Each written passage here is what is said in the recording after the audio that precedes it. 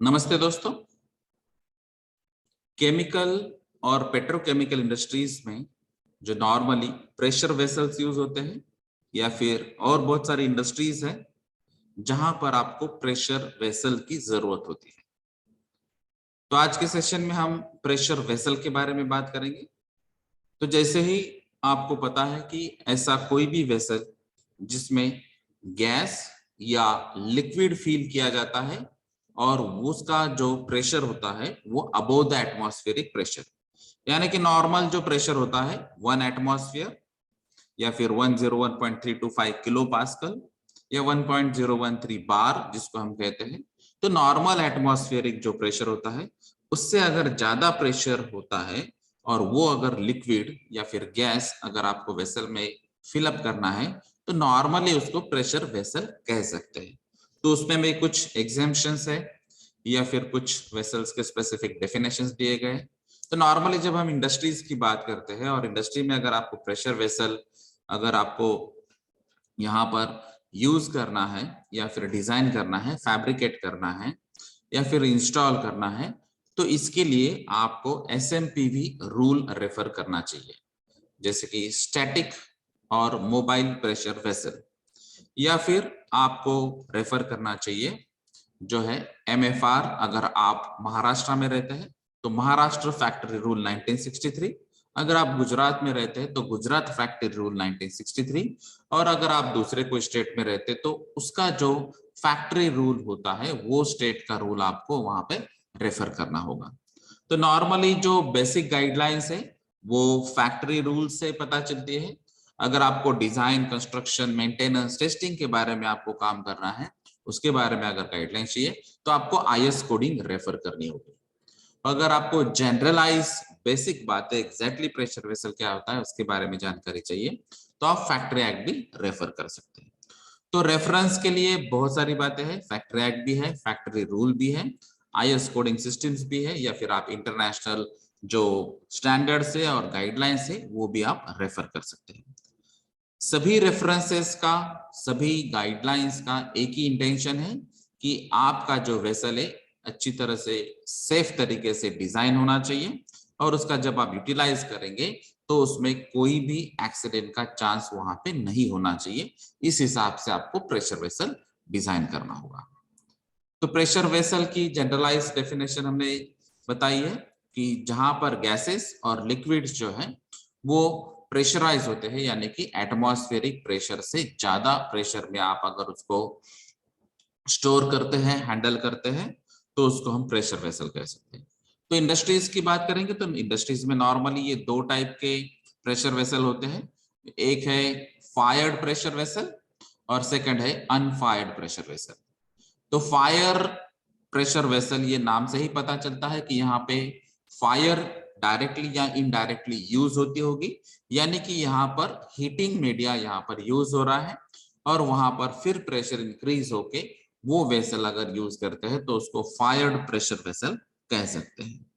तो नॉर्मली अगर हम यहाँ पर बॉयलर या हीटर्स या फिर इवेपोरेटर्स या ऐसे कोई वेसल हम यूज करते हैं जहां पर आप फायर यूज कर रहे हैं या फिर हीटिंग मीडिया यूज कर रहे हैं, चाहे वो डायरेक्ट हीटिंग हो या इनडायरेक्ट हीटिंग हो, और अगर उसका जो प्रेशर है वो 15 psig यहाँ पर अगर मेंटेन होता है, यानी कि पाउंड पर स्क्वायर इंच गेज प्रेशर, या फिर उससे ज्यादा अगर प्रेशर क्रिएट होता है हीटिंग मीडिया थ्रू, तो उस वेसल्स को हम फायर्ड प्रेशर वेसल कहते हैं। तो अगर आप बॉयलर यूज कर रहे हैं तो उसके लिए इंडियन बॉयलर रेगुलेशन एक्ट जो है वो आप यहाँ पर यूज कर सकते हैं, या फिर जो इंडियन बॉयलर रेगुलेशंस रूल्स होता है वो यूज कर सकते हैं।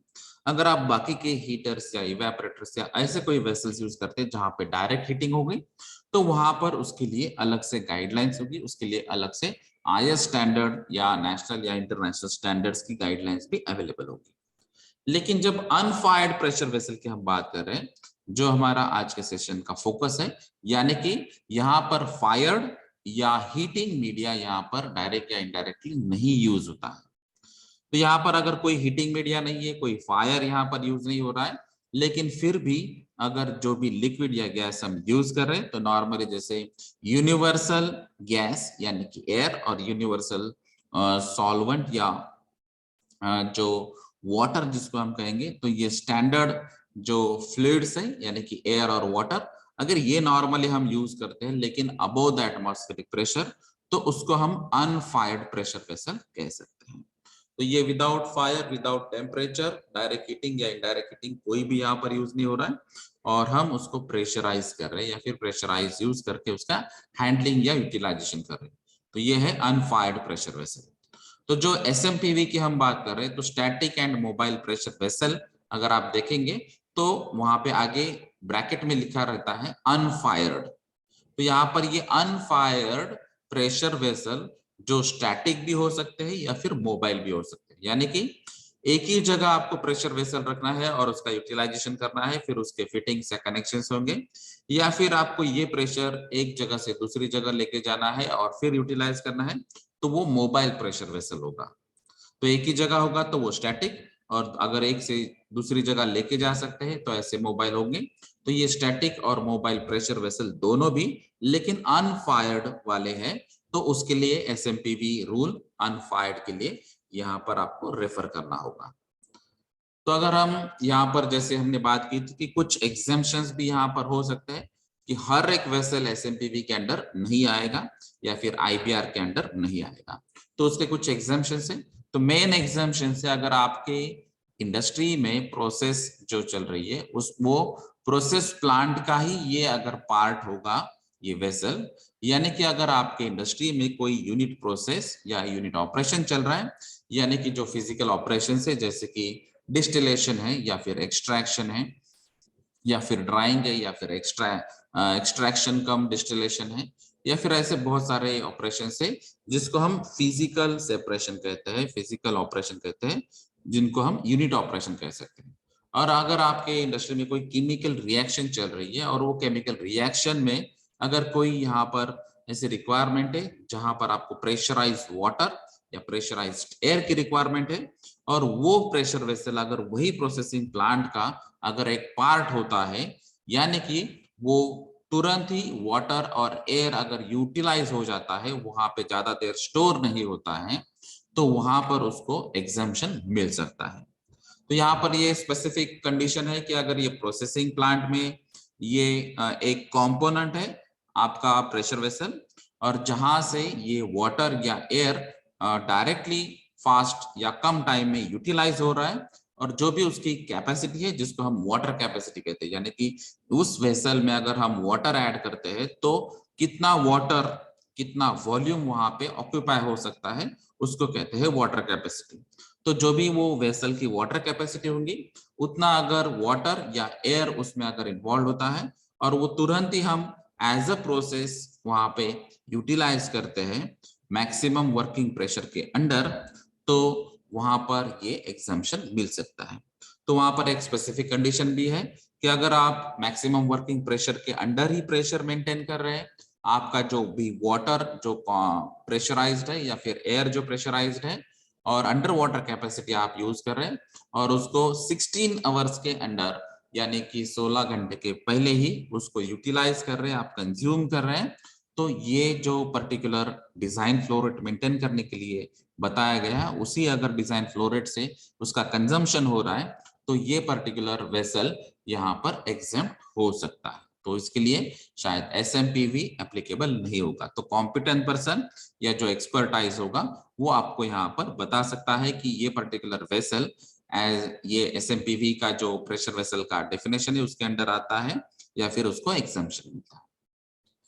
तो यहाँ पर अगर जैसे हम मोर देन 1 एटमॉस्फेयर की बात कर रहे हैं, तो हाई प्रेशर यहाँ पर क्राइटेरिया आ चुका है, तो इसकी वजह से यहाँ पर एक्सप्लोजन के चांसेस बढ़ चुके हैं, यानी कि एक्सप्लोजन हजार्ड यहाँ पर पॉसिबल है, या फिर कोई क्रैक्स पॉसिबल है, या फिर यहाँ पर कोई लीकेजेस पॉसिबल है, या फिर जो भी फिटिंग्स या जो भी यहाँ पर आप सेफ्टी वॉल्स की बात कर रहे हैं या अदर वॉल्स की, जो स्टॉप वॉल होता है, ट्रेन वॉल होता है, ऐसे अगर आप वॉल्स कहीं पे यूज करते हैं तो वहां पर भी कुछ ब्रेक होने के चांसेस है, या फिर अगर यहाँ पर कोई वेल्डिंग या जिसको हम नेक पॉइंट बोलते हैं जहां पर वीक पॉइंट होता है, तो वो भी ब्रेक होने के चांसेस बन जाते हैं। तो यहाँ पर आपको जो हाई प्रेशर क्राइटेरिया है उसके बेसिस पे आपको सेफ्टी डिवाइसेस यहाँ पर इंस्टॉल करने होंगे। तो सेफ्टी डिवाइसेस में ऑब्वियसली यहाँ पर सेफ्टी वॉल आपको यहाँ पर इंस्टॉल करना होगा, या फिर अगर आपको प्रेशर रिड्यूस करना है तो उसके लिए आप PRV यूज कर सकते हैं, प्रेशर रिड्यूसिंग वॉल या फिर प्रेशर रिलीविंग वॉल या डिवाइस। तो ये जो भी उसका पर्टिकुलर सेफ्टी डिवाइसेस का जो मैक्सिमम प्रेशर वेसल का कैपेसिटी है, तो उसको आपको कैलकुलेट करना पड़ेगा कि मैक्सिमम वर्किंग प्रेशर कितना होता है। तो ये मैक्सिमम परमिसिबल वर्किंग प्रेशर जो होगा उसको एक्सीड नहीं होना चाहिए, इसी हिसाब से आपको सेफ्टी डिवाइस या सेफ्टी वॉल यहाँ पे इंस्टॉल करना होगा। तो कुछ केसेस में ऐसा भी है कि अगर आप हाई कैपेसिटी की प्रेशर वेसल्स यूज कर रहे हैं और वहां पे आपको सेफ्टी वॉल की एक की जगह 2 सेफ्टी वॉल वहां पे इंस्टॉल करने की अगर जरूरत है, तो वहां पर आपको दूसरा जो सेफ्टी वॉल है वो पहले जो सेफ्टी वॉल जिस प्रेशर पे ऑपरेट होने वाला है उससे 5% मोर प्रेशर पे दूसरा सेफ्टी वॉल ऑपरेट होना चाहिए। तो ये एक बेसिक क्राइटेरिया है, थंब रूल, यहाँ पर कोई गाइडलाइन दी गई है जो मैक्सिमम परमिसिबल वर्किंग प्रेशर के बेसिस पे आप सेफ्टी डिवाइसेस या सेफ्टी वॉल्स यहाँ पे इंस्टॉल कर सकते हैं। अभी हम जो फोकस कर रहे हैं वो है अनफायर्ड प्रेशर वेसल। तो जैसे अगर आप यहाँ पर कोड्स ऑफ प्रैक्टिस जो स्टार्टिंग में हमने बात की थी, तो आप सेक्शन 31(1) ये जो फैक्ट्री एक्ट 1948 का है, तो ये फैक्ट्री एक्ट 1948 का सेक्शन 31 आप रेफर कर सकते हैं, उसके गाइडलाइन फॉलो कर सकते हैं। अगर आप महाराष्ट्र में हैं तो महाराष्ट्र फैक्ट्री रूल 1963 के रूल नंबर 65 जो है वो है safety measures for pressure plant and vessels operated under over atmospheric pressure. यानी कि ये टाइटल से ही पता चलता है, जो प्रेशर प्लांट्स या वेसल ऐसे हैं जहां पर एक एटमॉस्फेयर से ज्यादा प्रेशर यहाँ पे आप यूटिलाइज कर रहे हैं, तो उसके लिए आपको रूल नंबर 65 फॉलो करना होगा। अगर आप गुजरात से है तो आपको रूल नंबर 61 यहाँ पे फॉलो करना है, और ऐसे ही बहुत सारे स्टेट के रूल्स अलग अलग होंगे, लेकिन अगर आप गाइडलाइंस देखेंगे डिटेल में तो नियर अबाउट सेम गाइडलाइंस यहाँ पर हर एक स्टेट के लिए दिए हैं, क्योंकि जो मेन फैक्ट्री एक्ट है वो सेंट्रल गवर्नमेंट के हिसाब से नेशनल लेवल से गाइडलाइंस एक ही है। लेकिन उसके अलावा अगर आपको डिटेल में यहाँ पर जैसे मटेरियल्स आपको क्या यूज करना है, जैसे कि आप नॉर्मली माइल्ड स्टील यूज करते हैं, अगर आपको स्टेनलेस स्टील की जरूरत है, या फिर उसमें भी अगर स्पेसिफिक क्राइटेरिया देखेंगे तो हम SS304 है या फिर SS314 है, SS316 है। तो ऐसे बहुत सारे मटेरियल्स जो उसको हम इंजीनियरिंग मटेरियल्स कहते हैं, तो ये इंजीनियरिंग मटेरियल्स अवेलेबल होते हैं, लेकिन ये पर्टिकुलर प्रेशर पे ये पर्टिकुलर लिक्विड या गैस के लिए आपको कौन सा मटेरियल यूज करना चाहिए और उसके लिए आपको ये प्रेशर वेसल डिजाइन कैसे करना चाहिए। डिजाइन का मीनिंग है कि यहाँ पर आपको वो प्रेशर वेसल के रिलेटेड जो थिकनेस है तो वो क्या आपको कैलकुलेट करके रखना है, या फिर उसकी जो लेंथ है, या फिर उसकी जो हाइट है, या फिर उसका जो डायमीटर है, या फिर उसके जो हेमिस्फेरिकल हेड्स है, या फिर उसके रिलेटेड जो वॉल्स है, या उसके रिलेटेड जो सपोर्ट्स है, ये सभी पैरामीटर्स या कंपोनेंट्स आपको स्टडी करने होंगे और उसके बेसिस पे डिजाइन होगा। और ये डिजाइन रिलेटेड जो डेटा होगा, या फिर अगर हम वहां पर फैब्रिकेशन कर रहे हैं या फिर कहीं पे वेल्डिंग टेक्निक हम यूज कर रहे हैं, तो किस वेल्डिंग टेक्निक्स के लिए आपको जाना चाहिए, किस वेल्डिंग को यूज करना चाहिए, आपको एग्जैक्टली फैब्रिकेशन में कौन कौन से एक्टिविटीज वर्कआउट करने हैं, और ये अगर ओवरऑल होता है तो फिर ये प्रेशर वेसल का इंस्पेक्शन कैसे करना चाहिए, उस पे अलग अलग मार्किंग सिस्टम्स आपको क्या यूज करनी चाहिए, अलग अलग टेस्टिंग प्रैक्टिसेस उसमें क्या है, आपको कब कब करनी चाहिए और किस प्रेशर पे करनी चाहिए, और उसके रिलेटेड जो भी रिकॉर्ड्स होते हैं वो रिकॉर्ड्स क्या क्या मेंटेन करनी चाहिए। तो ये मेन अगर आपको गाइडलाइन चाहिए तो उसके लिए आप IS 2825/1969 रेफर कर सकते हैं। तो यहाँ पर आपको अगर डिटेल जानकारी लेनी है तो आप फैक्ट्री एक्ट, फैक्ट्री रूल या फिर IS 2825 जो है वो आप रेफर कर सकते हैं, specifically codes of practice which are related to the unfired pressure vessel. अभी जब हम बात कर रहे हैं तो वहां पर IS में भी बात आई है, और अगर आप फैक्ट्री रूल में भी देखेंगे तो वहां पर भी अलग अलग टेस्टिंग की बात की है। यानी कि जो हम प्रेशर वेसल जो डिजाइन कर चुके हैं, फैब्रिकेट कर चुके हैं, या फिर उस पर अलग अलग मार्किंग सिस्टम, टेस्टिंग, रिकॉर्डिंग हमको करनी है, तो वहां पर आपको एग्जैक्टली टेस्टिंग क्या करनी चाहिए और किस कंपोनेंट्स के लिए करनी चाहिए, किस फ्रीक्वेंसी के लिए करनी चाहिए, ये भी बहुत जरूरी है। इसका रीजन है कि अगर आप देखेंगे तो प्रेशर वेसल्स के जो एक्सीडेंट्स थे पहले, या फिर उसके पाइपिंग रिलेटेड जो कंसर्न थे, वो सबसे ज्यादा कंसर्न थे स्पेशली केमिकल और केमिकल अलाइड सेक्टर्स में। अगर आप देखेंगे हिस्टोरिकल, अगर आप स्टैटिस्टिकल डेटा चेक करेंगे, तो उसमें सबसे ज्यादा जो फायर्ड प्रेशर वेसल्स होते हैं, यानी कि जो बॉयलर्स है, उसके रिलेटेड ज्यादा एक्सीडेंट्स है, या फिर उसके रिलेटेड जो प्रेशर वेसल्स यूज होते हैं, उसमें अगर आप देखेंगे तो थाउजेंड्स ऑफ पीपल की डेथ हो चुकी है ये फायर्ड या अनफायर्ड प्रेशर वेसल्स में। तो इसकी वजह से यहाँ पर अगर आप चेक करेंगे तो ओवरऑल कंपनी का भी यहाँ पर मेजर लॉस ऑलरेडी हो चुका है। तो इसीलिए यहाँ पर ASME यानी कि American society of mechanical engineering ने बहुत सारे रिसर्च किए, बहुत सारे गाइडलाइंस प्रोवाइड किए, और फिर वो गाइडलाइंस के बाद ASME अगर गाइडलाइंस फॉलो करते हैं तो वहां पर उसके बाद में रिजल्ट्स ये है कि ये जो थाउजेंड्स ऑफ पीपल या फिर जो फायर्ड या अनफायर्ड प्रेशर वेसल्स के जो एक्सीडेंट होते थे, उसमें यहाँ पर रिडक्शन आया है, यानी कि वो एक्सीडेंट्स कम हो चुके हैं। तो यहाँ पर ये ASME की भी एक अच्छी गाइडलाइंस है, जो बेसिक गाइडलाइंस आप यूटिलाइज कर सकते हैं प्रेशर वेसल्स को डिजाइन करने के लिए, फैब्रिकेट करने के लिए, या फिर उसके जो अलग अलग मार्किंग सिस्टम, टेस्टिंग, रिकॉर्डिंग के गाइडलाइंस फॉलो करने के लिए। तो यहाँ पर अभी स्पेसिफिक हम बात कर रहे हैं टेस्टिंग टेक्निक की। तो अगर कोई भी प्रेशर वेसल्स अगर डिजाइन होता है, तो उसको फाइनलाइज जो ऑपरेशन के लिए लेके जाना है या फिर ऑपरेशन स्टार्ट करना है, तो उसके लिए आपको टेस्टिंग करना जरूरी है। तो कुछ प्रेशर वेसल्स स्टोरिंग के लिए भी यूज होते हैं, कुछ हैंडलिंग, वहां पे मटेरियल हैंडलिंग के लिए भी यूज होते हैं, और कुछ वहां पर प्रोसेसिंग प्लांट्स में भी यूटिलाइज हो सकते हैं। तो जो भी आपको स्टोरेज करना है या फिर आपको वहां पर हैंडलिंग करनी है या फिर यूटिलाइजेशन करना है, तो उसके पहले आपको टेस्टिंग थ्रू जाना होगा। तो अगर आप टेस्टिंग ऑफ प्रेशर वेसल देखेंगे या फिर उसके जो रिलेटेड कंपोनेंट्स या पार्ट्स होते हैं उसके रिलेटेड टेस्टिंग देखेंगे, तो उसमें दो टाइप की टेस्टिंग होती है। एक तो सबसे पहले प्रेशर टेस्ट, और क्योंकि यहाँ पर हम प्रेशर वेसल की बात कर रहे हैं, अबोव द 1 एटमॉस्फेयर की बात कर रहे हैं, तो यहाँ पर प्रेशर टेस्ट करना जरूरी है। उसके अलावा जो नॉर्मली हमने बात की थी, अगर फैब्रिकेशंस या वेल्डिंग वर्क्स में या डिजाइन में कुछ फॉल्ट्स आते हैं, तो वहां पर कुछ क्रैक्स डेवलप होने के चांसेस है, या फिर करोजन के चांसेस है, या थिकनेस रिडक्शन के चांसेस है, या फिर कोई पार्ट वीक होने का चांसेस है, तो वो चेक करने के लिए आपको NDT टेस्टिंग करनी होगी, यानी कि नॉन डिस्ट्रक्टिव टेस्टिंग। तो यहाँ पर अगर आप प्रेशर टेस्ट में देखेंगे तो प्रेशर टेस्ट में नॉर्मली हाइड्रोलिक टेस्ट होती है जो वाटर यूटिलाइज करके, या फिर न्यूमेटिक टेस्ट होती है जहां पर एयर का यूटिलाइजेशन किया जाता है, या फिर कॉम्बिनेशन में ये टेस्ट हो सकती है। और जब हम NDT की बात कर रहे हैं तो उसमें रेडियोग्राफी टेस्ट भी हो सकती है, डाई पेनिट्रेंट टेस्ट भी हो सकती है, मैग्नेटिक पार्टिकल टेस्ट भी हो सकती है, या फिर अल्ट्रासोनिक टेस्ट भी हो सकती है। तो हमने नॉन डिस्ट्रक्टिव टेस्टिंग के लिए स्पेशल सेशन दिया था जिसमें ये हर एक टेस्ट डिटेल में समझाई गए हैं। तो यहाँ पर अभी अगर आपको प्रेशर टेस्टिंग के बारे में जानकारी चाहिए तो अभी हम डिस्कस करते हैं। जैसे कि प्रेशर टेस्ट में अगर आप चेक करेंगे तो उसमें है हाइड्रोलिक टेस्ट।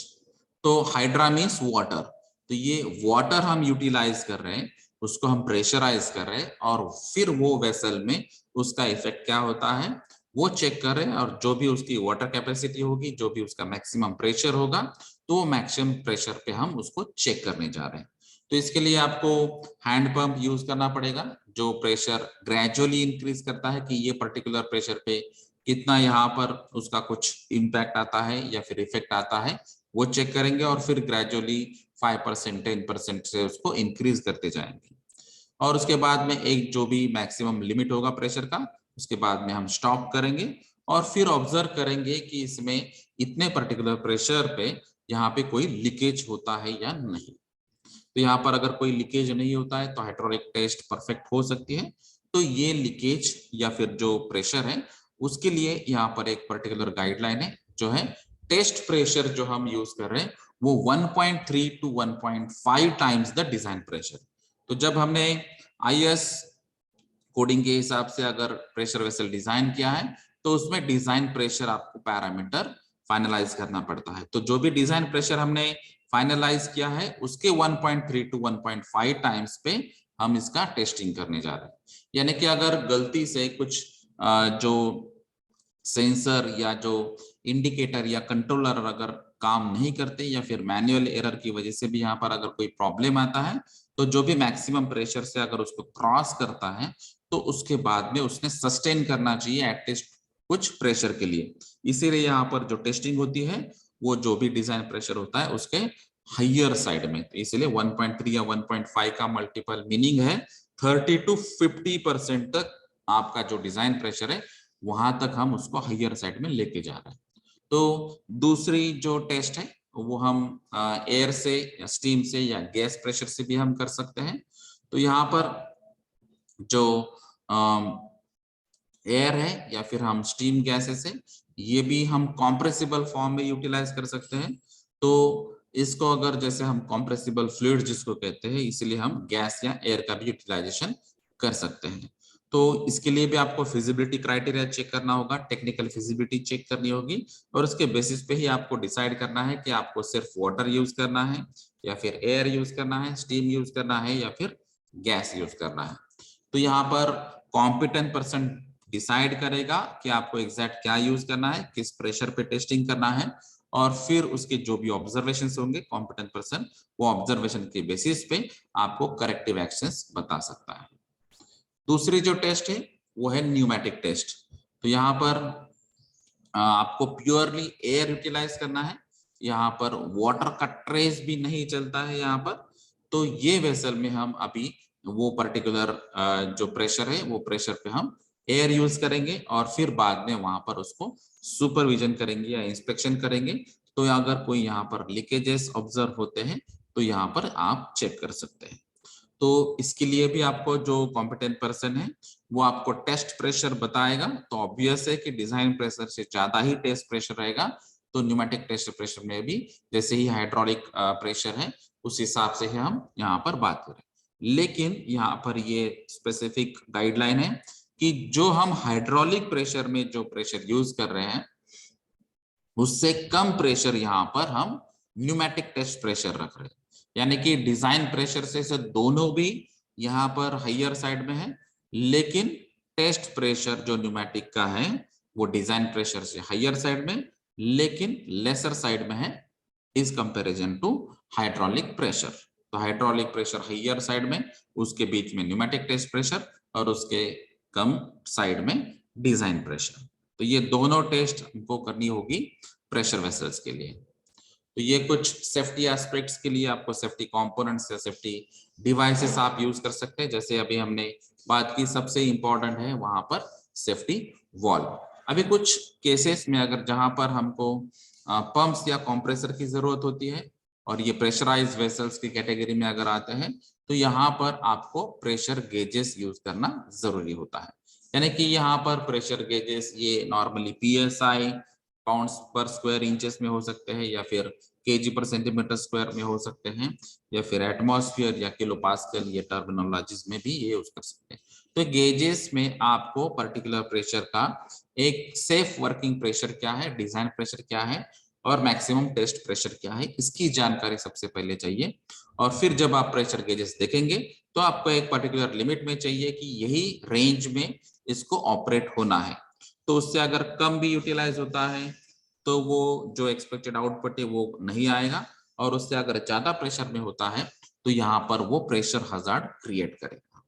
उसके अलावा कुछ जगह फैंस, कंट्रोल वॉल्स या फिर पाइपिंग सिस्टम्स या फिर ड्रेसिंग सिस्टम्स यूज होती है।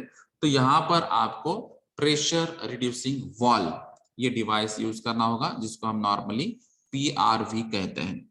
यानी कि अगर कोई पाइपिंग सिस्टम्स में अगर प्रेशर हाइयर साइड में चला जाता है और उसका कैपेसिटी अगर कम है तो आपको पीआरवी यूज करना होगा, प्रेशर रिड्यूस करके ही उसको पाइपलाइन थ्रू वहां से पास करना होगा। उसके अलावा है डंप वेसल्स या फिर जो स्टीम ट्रैप्स होते हैं, स्टीम को ट्रैप करना यानी कि एनर्जी सेविंग करना, इसीलिए हम स्टीम ट्रैप यूज करते हैं। तो वहां पर आपको नॉन रिटर्न वॉल यूज करना होगा, यानी कि ये ऐसा वॉल है जहां पे एक ही डायरेक्शन में ये काम करता है। जैसे कि अगर हमको स्टीम को ट्रैप करना है लेकिन वाटर के जो कंडेंसेट होते हैं वो कंडेंसेट आप पास कर सकते हैं। लेकिन कंडेंसेट वापस वहां पे नहीं जाने चाहिए, तो यूनि डायरेक्शन में ही ये काम करेगा। ठीक है, उसके अलावा है इंसुलेशन। तो यहाँ पर अगर कोई थर्मल या टेम्परेचर की बात करने जा रहे हैं, तो अगर ऐसे ही कोई प्रेशर वेसल्स है जहां पर इंसुलेशन की जरूरत है, तो आपको वहां पर प्रेशर कंट्रोलर्स या रेगुलेटर्स की भी जरूरत होगी। उसके अलावा है प्रेशर रिलीफ वेंट या फिर प्रेशर रिकॉर्डर सिस्टम्स। तो यहाँ पर आपको अलग अलग यूटिलिटीज जो है स्टीम या फिर water, air, thermic fluid, inert gases, ऐसे अगर कोई यहाँ पर आप यूटिलिटीज यूज करते हैं, तो ये अलग अलग डिवाइसेस की भी आपको यहाँ पर जरूरत हो सकती है। तो कुछ components directly as a pressure vessel यहाँ पर आप देख सकते हैं, कुछ कंपोनेंट्स प्रेशर वेसल से कनेक्टेड दे सकते हैं, और कुछ कंपोनेंट्स डायरेक्टली या इनडायरेक्टली यहाँ पर अबव द एटमॉस्फेरिक प्रेशर होने की वजह से आपको अलग अलग प्रेशर रिलीफ डिवाइसेस या सेफ्टी डिवाइसेस या सेफ्टी एस्पेक्ट्स का आपको यहाँ पर ध्यान देना होगा। तो यहाँ पर कुछ रिस्ट्रिक्शंस भी है। अगर आपको प्रेशर वेसल में कुछ फिलिंग करना है या फिर मैन्युफैक्चरिंग करनी है या फिर उसकी डिलीवरी करनी है, तो कोई भी पर्सन यहाँ पे कॉम्प्रेस्ड गैस यहाँ पर जो कोई भी वेसल में ट्रांसपोर्ट डायरेक्टली नहीं कर सकता है। तो यहाँ पर अगर आपको एक पर्टिकुलर गाइडलाइन के हिसाब से जो भी मैन्युफैक्चरिंग ने गाइडलाइंस दी होगी या फिर उसके स्टैंडर्ड्स बताए होंगे या फिर जो कोड दिया होगा, या फिर अगर आपको जो चीफ कंट्रोलर ऑफ एक्सप्लोजिव होता है उन्होंने अगर आपको परमिशन दी होगी, तभी आप यहाँ पर ये पर्टिकुलर प्रेशर वेसल में प्रेशराइज्ड गैस यहाँ पर फिल करके आप ट्रांसपोर्ट कर सकते हैं। तो विदाउट परमिशन, विदाउट गाइडलाइंस ये आप नहीं कर सकते। उसके अलावा अगर आपको यहाँ पर कोई कॉम्प्रेस्ड गैस फील करके स्टोर करना है, तो ये स्टोरेज के लिए भी जो गाइडलाइंस है वो गाइडलाइंस आपको फॉलो करनी होगी, और जब आपको परमिशन मिलती है उसके बाद ही आप यहाँ पर ये स्टोरेज कर सकते हैं। उसके अलावा अगर आपको कहीं पे कॉम्प्रेस्ड गैस डिलीवर करना है, डिस्पैच करना है, तो उसकी डिलीवरी या डिस्पैच के लिए जो परमिशन है और उसमें जो भी स्पेसिफिक कंडीशन दी गई कि आप ये कॉम्प्रेस्ड गैस यहाँ पर मैक्सिमम इसी क्वांटिटी में डिलीवर कर सकते हैं, इसी डिस्टेंस पे कर सकते हैं, इस टेम्परेचर कंडीशन पे कर सकते हैं, या फिर ये जो भी आपको गाइडलाइंस बताइए, ये प्रिकॉशनरी मेजर्स आपको फॉलो करने होंगे और तभी आप ये डिस्पैच कर सकते हैं। तो ये गाइडलाइंस अगर आप फॉलो करते हैं तभी आपको परमिशन मिलेगी। तो without permission, without guidelines, without precautionary measures, तो ये किसी भी पर्सन को यहाँ पर फिलिंग की या मैन्युफैक्चरिंग की, डिलीवरी की या डिस्पैच की या ट्रांसपोर्टेशन की परमिशन नहीं है। तो यहाँ पर जैसे अभी हमने सेफ्टी डिवाइसेस की बात की थी, तो आपको सेफ्टी वॉल का यहाँ पर यूज करना है या फिर प्रेशर रिड्यूसिंग वॉल का यूज करना है, प्रेशर रिलीफ वॉल का यूज करना है। कहीं पे आपको एक से ज्यादा भी सेफ्टी वॉल यूज करने की जरूरत होगी, तो वहां पर जो भी सेफ्टी वॉल का मैक्सिमम प्रेशर जहां पे वो ऑपरेट होने वाला है, उससे ज्यादा 5% वाला दूसरा सेफ्टी वॉल भी आपको यहाँ पर यूटिलाइज करना है। उसके अलावा यहाँ पर आप सुटेबल प्रेशर गेज यूज कर सकते हैं, जैसे अभी हमने बात की थी, तो उसकी रेंज ये 50% more than the maximum permissible working pressure होती है। यानी कि आपके जो प्रेशर वेसल का मैक्सिमम परमिसिबल वर्किंग प्रेशर है जहां पर वो वर्क कर सकता है, तो उस लिमिट से 50% हाइयर साइड में प्रेशर गेज का यहाँ पर रेंज होगा। और फिर उसके बेसिस पे आपको यहाँ पर पता चलेगा कि ये जो मार्किंग है या इंडिकेटिंग सिस्टम है वो एमपीडब्ल्यू में, जैसे हम नॉर्मली जैसे कुछ प्रेशर गेजेस में देखते हैं कि सेंटर पॉइंट पे वहां पे एक ग्रीन जोन रहता है, वो ग्रीन जोन यानी कि ये मैक्सिमम परमिसिबल वर्किंग प्रेशर के रिलेटेड वहां पर है। अगर वो ग्रीन से रेड में कन्वर्ट होता है यानी कि राइट हैंड साइड में अगर इंडिकेट करता है, तो वहां पर वो रेड जोन होता है, यानी कि एमपीडब्ल्यूपी को वो क्रॉस कर रहा है। भले ही वो प्रेशर गेज वहां पर इंडिकेट कर सकता है क्योंकि उसकी रेंज ही 50% मोर देन एमपीडब्ल्यूपी है। उसके अलावा हम यहाँ पर स्टॉप वॉल यूज करते हैं या फिर आइसोलेशन वॉल यूज करते हैं। तो अगर प्रेशर सोर्स को आपको स्टॉप करना है, आपको यहाँ पर प्रेशर सोर्स को बंद करना है, तो उसके लिए आप स्टॉप या आइसोलेशन वॉल भी यूज कर सकते हैं।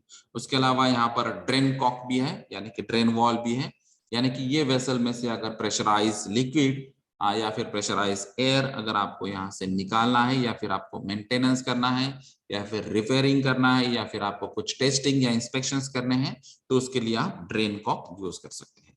उसके अलावा हमने पीआरवी यानी कि प्रेशर रिड्यूसिंग वाल्व की भी पहले बात की थी।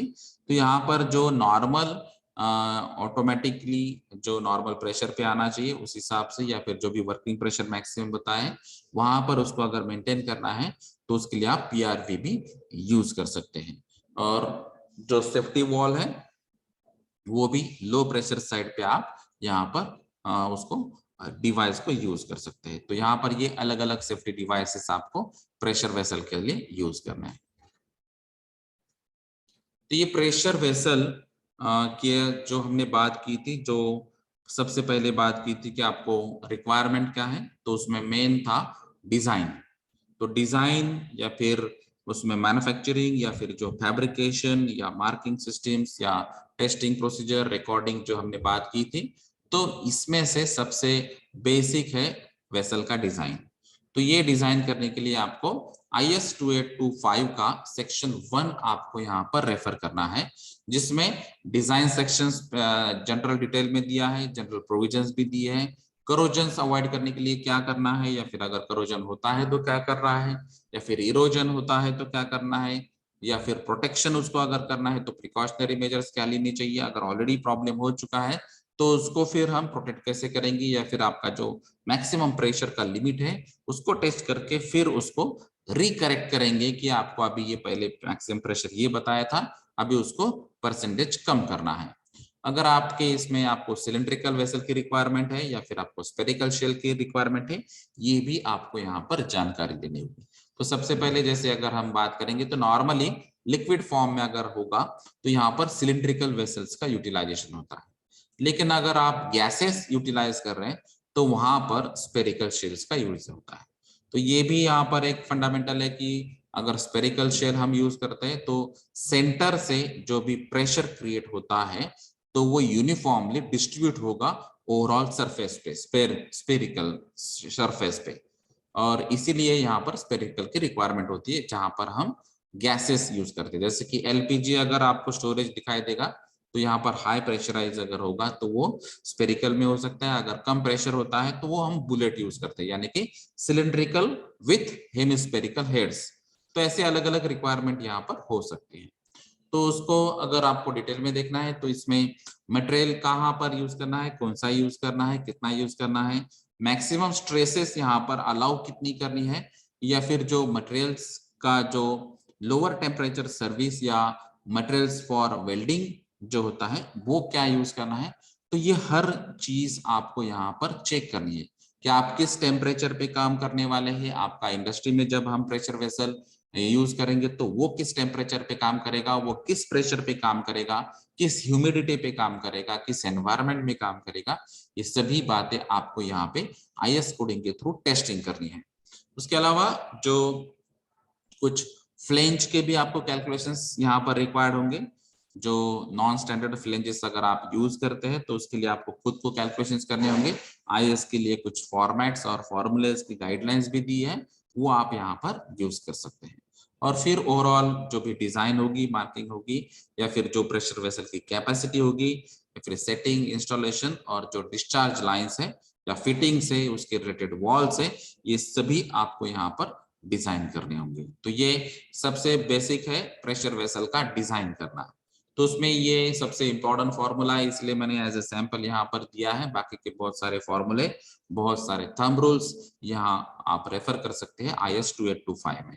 तो ये अगर आप सिलिंड्रिकल सेल या फिर सिलिंड्रिकल वेसल यूज करना चाहते हैं तो यहाँ पर ये थिकनेस का फॉर्मूला है। तो कोई भी वेसल का अगर डिजाइन करना है तो सबसे इंपॉर्टेंट वहां पे होता है उसका थिकनेस कैलकुलेट करना है। तो यहाँ पर ये फॉर्मूला है कि T is equal to P into DI।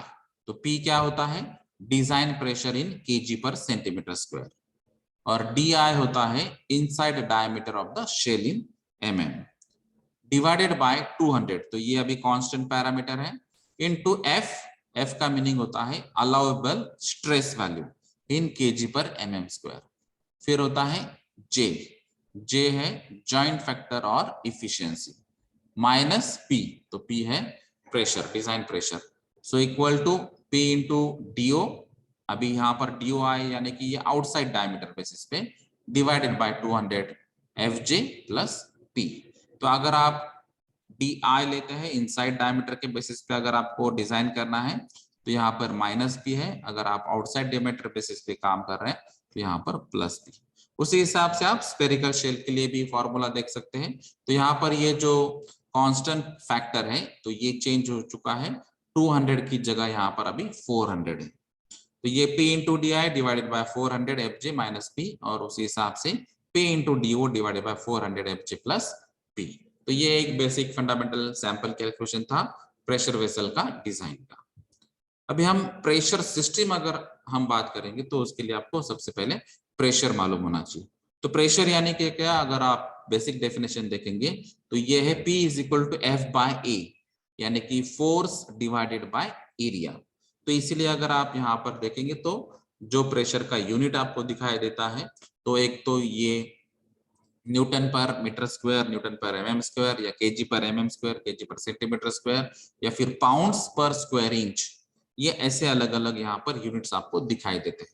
तो ये पाउंड्स या केजी या न्यूटन्स ये जो है ये फोर्सेस टर्मिनोलॉजीज में हम यूज कर रहे हैं, और पर यूनिट एरिया है इसलिए मिलीमीटर स्क्वायर या सेंटीमीटर स्क्वायर या मीटर स्क्वायर की भी हम यहाँ पर यूटिलाइजेशन कर सकते हैं। तो जैसे ये पास्कल का ये मेन बेसिक प्रिंसिपल था प्रेशर रिलेटेड। तो यहाँ पर आपको हाइड्रोलिक सिस्टम या प्रेशर सिस्टम जो है वो कितना प्रेशर एक्सर्ट करता है, इसलिए यहाँ पर पिस्टन का जो एक्सपेरिमेंट है वो भी आप यूज कर सकते हैं। तो सिंपल, अगर आपकी पिस्टन की अगर मूवमेंट होती है तो वहां पर क्या मूवमेंट प्लस में है या माइनस में है, यानी कि आप कॉम्प्रेस करना चाहते हैं क्या एक्सपांड करना चाहते हैं, उसके बेसिस पे आप प्रेशर यूटिलाइज कर सकते हैं या कैलकुलेट कर सकते हैं, यानी कि कितना फोर्स हमने अप्लाई किया है और कितने एरिया के लिए अप्लाई किया है। तो फोर्स पर unit area is equal to the pressure. तो ये सिंपल जो पास्कल का प्रिंसिपल है उसके बेसिस पे आप प्रेशर डिफाइन कर सकते हैं। और अगर आपको इंजीनियरिंग का बैकग्राउंड है तो आपको मालूम है कि पास्कल यानी न्यूटन पर मीटर स्क्वायर। तो न्यूटन फोर्स का यूनिट है, मीटर स्क्वायर एरिया का यूनिट है, उसके बेसिस पे हमको पास्कल यूनिट भी हम यूटिलाइज करते हैं। तो अगर आप ऐसा यूनिट देखेंगे तो वहां पर नॉर्मली हम किलो पास्कल ये यूनिट्स यूज करते हैं। उसके अलावा अगर आप देखेंगे तो जैसे ये प्रेशर सिस्टम है और उसमें हम कभी हमने बात की थी कि आपको वाटर यूज करना है या फिर एयर यूज करना है या फिर स्टीम यूज करना है या फिर गैसेस यूज करना है। तो जब आप स्टीम यूज करना चाहते हैं तो यहाँ पर आपके स्टीम हजार्ड है। तो यहाँ पर अब जैसे अगर आप देखेंगे तो कोई भी स्टीम सिस्टम में अगर आपको हजार्ड्स चेक करने हैं तो उसमें रिस्क चेक करनी है, तो वहां पर जो स्लिप्स एंड फॉल्स है ये एक हजार्ड है। उसके अलावा स्टीम के लीकेजेस के चांसेस है, जैसे अगर प्रेशर बढ़ता है और आपका जो प्रेशर वेसल है तो उसका अगर कैपेसिटी कम हो चुका है, करोजन हो चुका है या फिर उसकी लाइफ खत्म हो चुकी है फिर भी आप उसको यूटिलाइज कर रहे हैं, अगर ऐसा कोई इश्यू है तो वहां पर लीकेजेस के चांसेस बनते हैं। उसके अलावा वहां पर पाइप रप्चर होने के भी चांसेस है, जैसे कि अभी हमने बात की थी कि अगर आपका वेसल एक प्रेशर पे डिजाइन हो चुका है और प्रेशर के हिसाब से ही जो वेसल का प्रेशर है उसी हिसाब से वो कंपोनेंट जो फिटिंग्स हम बात करते हैं, यानी कि जो पाइप सिस्टम हो या वॉल सिस्टम हो उसी प्रेशर को डिजाइन होनी चाहिए।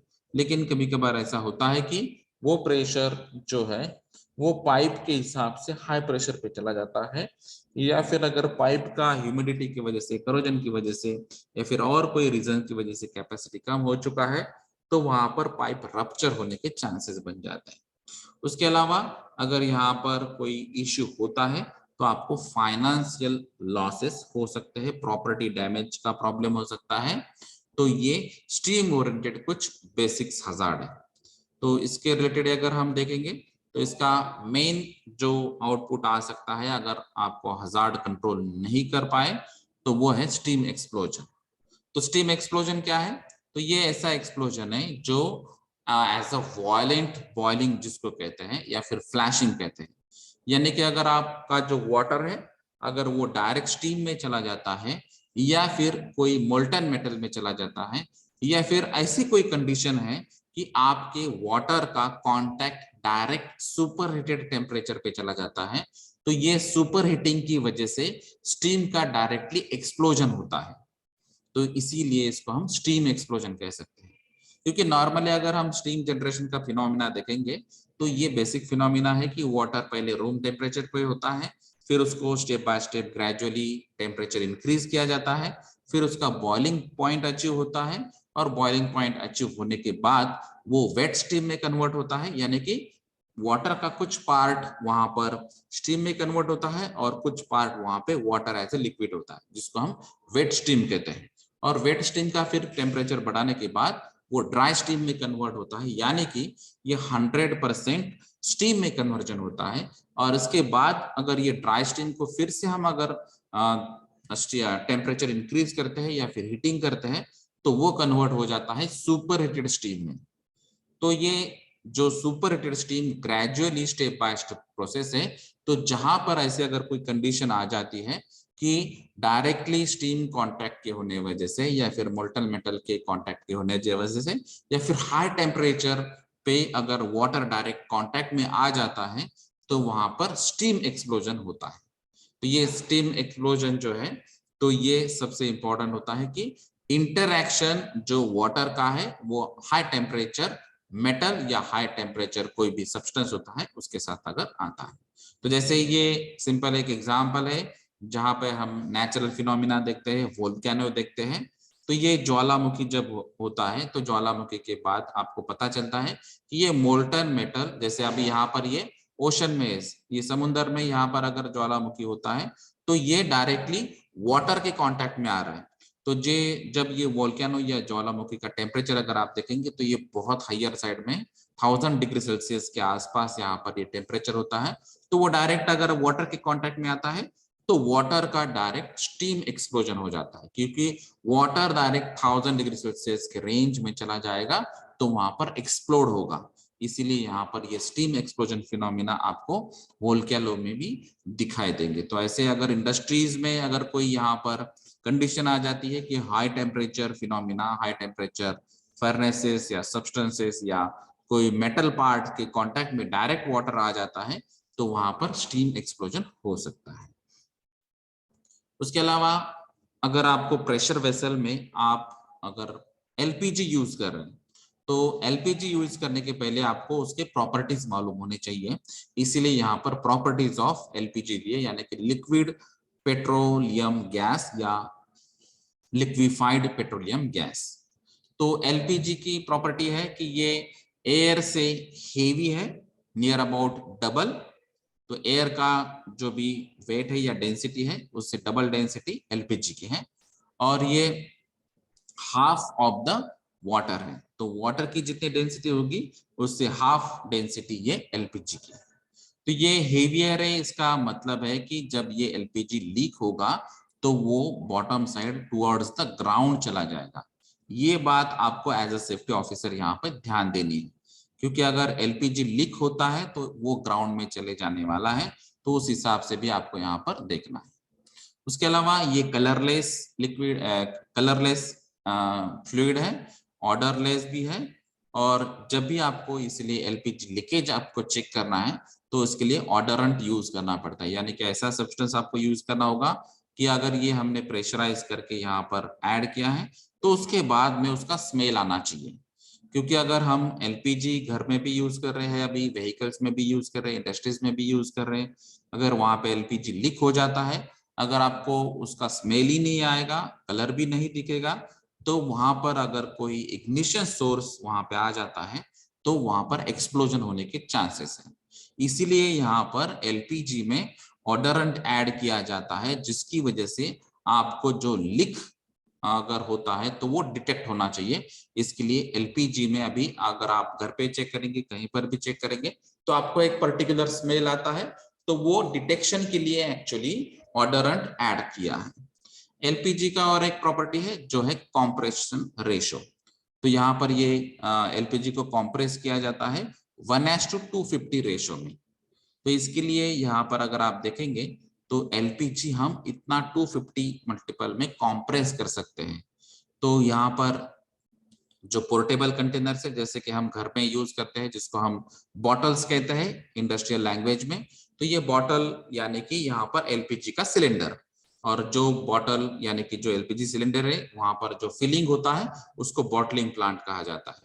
तो ये पोर्टेबल कंटेनर्स जो है इसमें 1:250 प्रोपोर्शन तक आप कॉम्प्रेस कर सकते हैं एलपीजी को, और फिर उसका एक स्टैंडर्ड होता है, उसी हिसाब से उसका वेट होता है, और वो आपको कहां पर यूज करना है उसके रिलेटेड रेसिडेंशियल बॉटल्स अलग होते हैं, कमर्शियल बॉटल्स अलग होते हैं, और इंडस्ट्री के लिए स्पेसिफिक पर्पस के लिए भी बॉटल्स अलग होते हैं। तो ये अलग अलग कॉम्प्रेशन के बेसिस पे अलग अलग प्रेशर, अलग अलग जो मटेरियल्स है और उसकी जो कैपेसिटीज है उसके बेसिस पे वो यूटिलाइज कर सकते हैं। तो ये सब एलपीजी की प्रॉपर्टीज के बेसिस पे डिजाइन होते हैं। उसके अलावा ये एक प्रॉपर्टी की एलपीजी एक सेफ फ्यूल है, यहाँ पर अगर उसका इग्निशन होता है with in the specified LPG air ratio, तभी ये पॉसिबल है कि ये जो सेफ फ्यूल है इग्नाइट होगा या फिर एक्सप्लोड होगा। तो यहाँ पर एलपीजी टू एयर रेशो अगर देखेंगे तो 2 to 9% तक, यानी कि इतना अगर ये एलपीजी लीक होता है कि अगर आपकी एक रूम है, आपके रूम में अगर एलपीजी लीक होता है तो वहां पर रूम की जितनी वॉल्यूम होगी या कैपेसिटी होगी उसमें कम से कम 2 to 9% अगर एलपीजी होगा तभी वो इग्नाइट करेगा, अदरवाइज वो इग्नाइट नहीं करेगा। उसके अलावा उसकी जो हाई कैलोरीफिक वैल्यू एक सबसे अच्छी बात है, यही मेन सबसे इंपॉर्टेंट पॉइंट है जिसकी वजह से हम बहुत सारी जगह इसको यूटिलाइज करते हैं। तो इसकी कैलोरीफिक वैल्यू है 11,900 किलो कैलोरीज पर केजी, यानी कि जब हम 1 kg एलपीजी जब यूटिलाइज करते हैं तो उसमें से 11,900 किलो कैलोरी हम एनर्जी यूटिलाइज कर रहे हैं। तो ये बहुत इफिशियंसी देता है, इसलिए हम उसको यूटिलाइज कर सकते हैं एज अ फ्यूल। तो आप घर पे भी यूज कर सकते हैं, व्हीकल्स में भी यूज कर सकते हैं, और इंडस्ट्रीज में भी यूज करते हैं, लेकिन आपको अलग अलग गाइडलाइंस वहां पे फॉलो करनी होगी। फिर एक कंसेप्ट है प्रेशर वेसल ओरिएंटेड जो है लिक्विफैक्शंस। तो ये क्यों है? क्योंकि कुछ गैसेस ऐसे हैं कि आपको प्रेशराइज करके या फिर लिक्विड में कन्वर्ट करके आपको स्टोर करने पड़ते हैं। तो इसीलिए यहाँ पर अबोव द एटमॉस्फेयर है, इसलिए प्रेशर वेसल की बात आती है, और इसीलिए आपको सबसे पहले मालूम होना चाहिए कि एग्जैक्टली लिक्विफैक्शंस क्या होता है। तो लिक्विफैक्शन ये ऐसी प्रोसेस है जहां पर आपको ये गैसेस आपको लिक्विड में कन्वर्ट करने हैं। तो ये जब गैसेस लिक्विड में कन्वर्ट होते हैं तो उसको हम लिक्विफैक्शन कह सकते हैं। तो गैसेस टू लिक्विड या vapour to liquid process condensation भी हो सकती है या फिर प्रेशराइज प्रोसेस भी हो सकती है। तो इसमें अगर आप केमिस्ट्री या केमिकल इंजीनियरिंग पढ़ेंगे तो इसमें बहुत सारे अलग अलग प्रोसेस है, उसमें सबसे बेसिक प्रोसेस जो है लिंडेस प्रोसेस और क्लाउडेस प्रोसेस। तो ये प्रोसेस में इसके डिटेल्स में जानकारी दी गई। तो ये एक साइंटिफिक प्रोसेस है, इंडस्ट्रीज में भी हम यूज कर सकते हैं, कमर्शियल पर्पसेस के लिए भी यहाँ पर आप यूज कर सकते हैं कि गैसेस को कॉम्प्रेस करें, प्रेशराइज करें, और फिर उसको हाई प्रेशर या लो टेम्परेचर्स पे आप उसका यहाँ पर एक्सपांशन भी कर सकते हैं। तो ये डिपेंड है कि आपकी रिक्वायरमेंट क्या है और आपका जो गैस या जो वेपर है वो किस कैरेक्टरिस्टिक्स वाला है या प्रॉपर्टीज वाला है, उसके बेसिस पे ये प्रेशर टेम्परेचर यहाँ पर पैरामीटर्स डिसाइड होंगे। तो जैसे अगर हम एग्जांपल देखेंगे तो यहाँ पर हम लिक्विड ऑक्सीजन यूज करते हैं। जैसे अभी हम कोरोना पीरियड में बहुत सारे लोगों ने ये अलग अलग एक्सीडेंट्स भी देखे हैं, अलग अलग यूजेस भी देखे हैं। तो हॉस्पिटल्स में सबसे ज्यादा जो रिक्वायरमेंट थी वो थी ऑक्सीजन की। तो ये जो ऑक्सीजन है, तो ये जब आप देखेंगे तो ऑक्सीजन के अलग अलग स्टोरेज टैंक्स होते हैं, सिलेंडर्स होते हैं, पाइपलाइंस होती है, और उसके थ्रू आपको एज अ पेशेंट आपको ऑक्सीजन सप्लाई किया जाता है ब्रीदिंग के लिए। तो जिन लोगों को ब्रीदिंग के प्रॉब्लम्स होते हैं, अस्थमा के प्रॉब्लम होते हैं, या रेस्पिरेटरी ओरिएंटेड अगर डिसीजेस होते हैं जैसे कि हमने कोविड में अभी देखा है, तो ऐसे बहुत सारे ऐसे अलग अलग डिसीज है जहां पर आपको ऑक्सीजन का सप्लाई देना पड़ता है। तो यहाँ पर इसके लिए जो स्टोरेज टैंक्स होती है वहां पर लिक्विड ऑक्सीजन होता है। तो डायरेक्ट गैस यहाँ पर स्टोर नहीं होता है, तो ये लिक्विड ऑक्सीजन होता है, प्रेशराइज किया गया होता है और उसको गैस टू लिक्विड में कन्वर्ट किया जाता है, जिसकी वजह से यहाँ पर लार्ज क्वांटिटी में आपको ऑक्सीजन स्टोर करना सिंपल हो जाता है। इसीलिए यहाँ पर लिक्विफैक्शन प्रोसेस यूटिलाइज करती है।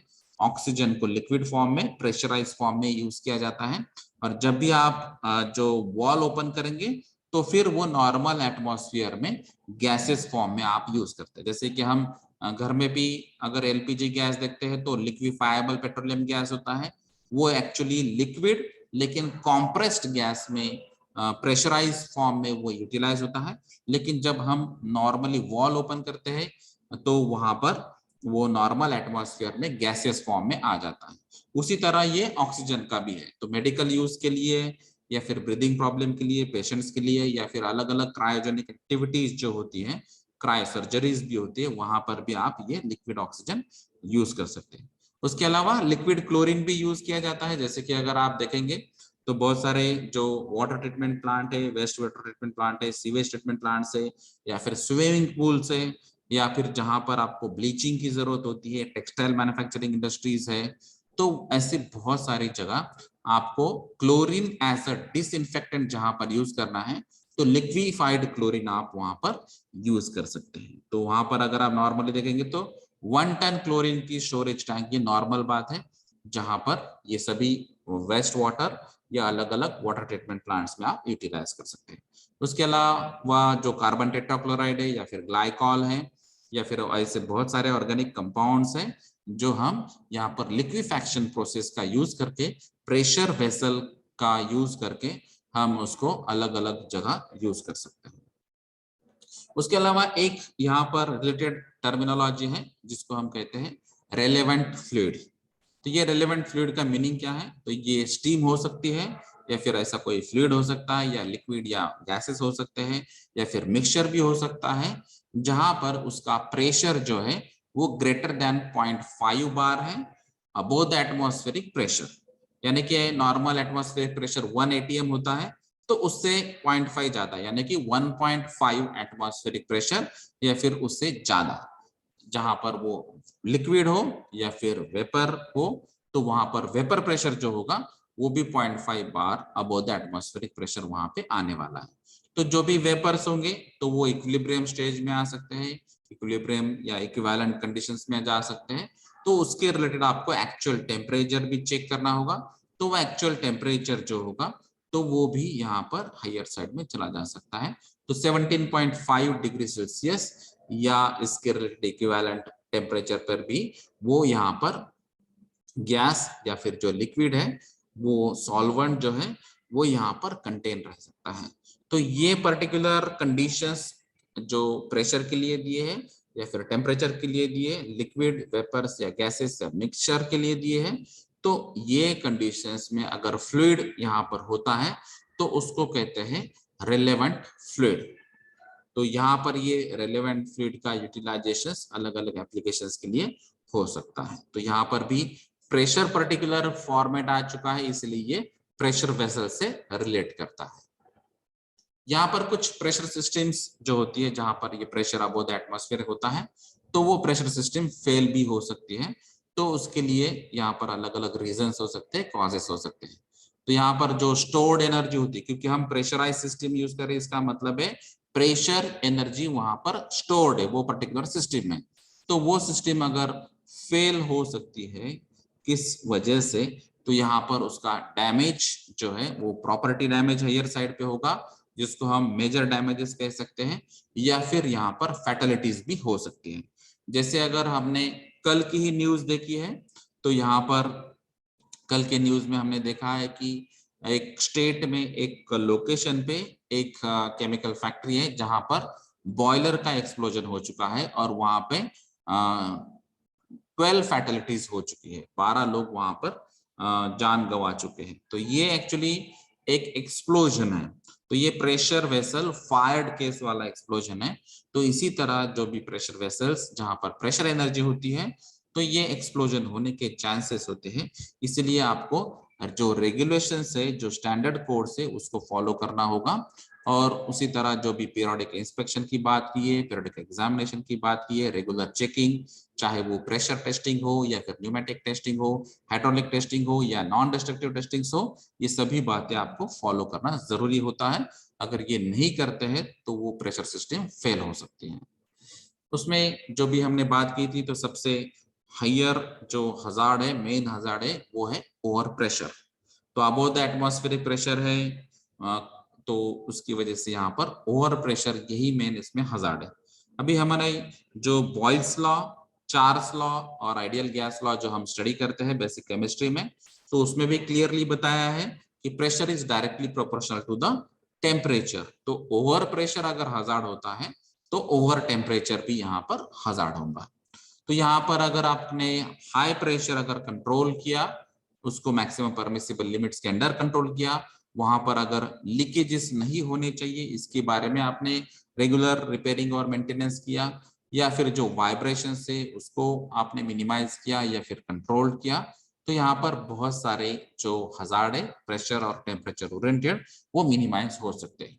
लेकिन अगर आपने ये कंट्रोल नहीं किया, रेगुलर इंस्पेक्शन फॉलो नहीं किया, तो यहाँ पर जो फिटिंग्स या पाइप्स या वॉल्स या प्रेशर वेसल क्रैक होने के भी चांसेस होते हैं, और जिसकी वजह से यहाँ पर लीकेजेस होने के चांसेस हैं, या फिर वो कंप्लीटली रप्चर भी हो सकते हैं।